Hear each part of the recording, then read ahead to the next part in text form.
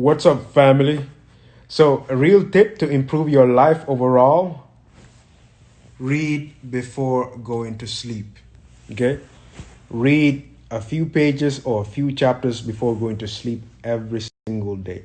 It really helps overall in your life, in your overall psychology.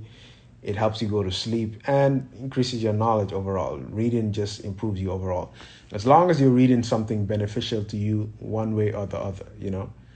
If it's beneficial in increasing your knowledge, if it's beneficial in calming you down, if it's just something nice, cool, just to relax and like get in the mood to sleep, it's good for you. So try that out.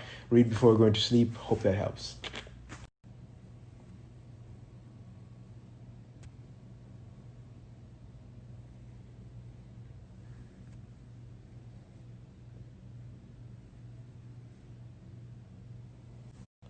One more thing as well, guys. Remember to read in low light. Don't read in like a super bright room. Like right now, I've like dimmed my light to like the lowest, what's it called? Like the dimmest it can possibly be. It's like super dim right now. Like the room is like dim.